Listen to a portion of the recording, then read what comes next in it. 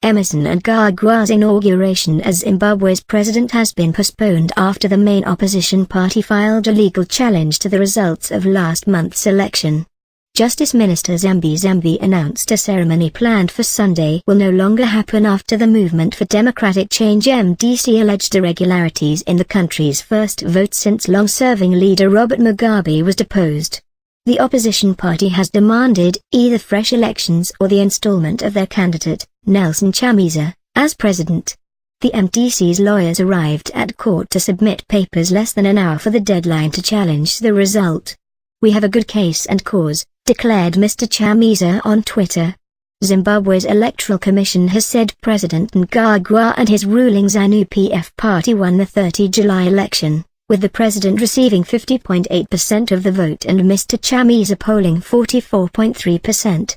The vote was Zimbabwe's first without Mr. Mugabe on the ballot, after a coup in November ended his 30-year rule as president. There had been hopes the end of Mr. Mugabe's presidency would begin a new era for the country after decades of political and economic paralysis. Mr. Mnangagwa, a close ally of Mr. Mugabe who later took part in his ousting, has said he wants to make Zimbabwe more open and democratic. But Zimbabwe has been rocked by violence since following the bitterly disputed election, with opposition supporters harassed and beaten in the streets.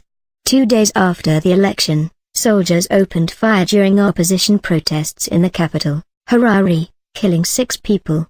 Foreign governments, Western election observers and human rights activists have expressed concern about the excessive force and the reports of opposition supporters being targeted by security forces. The MDC claimed soon after the election that the vote was rigged but withheld evidence for the court challenge. "We have managed to place before the courts all the mathematical and statistical irregularities," party lawyer Abani Mpofu told journalists as after emerging from court. A copy of the filing was not immediately available.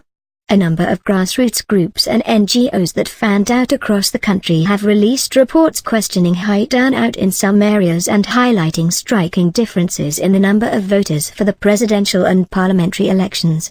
On Thursday, senior opposition figure Tendai Biti was charged with inciting public violence and declaring unofficial election results as fears grew over a government crackdown.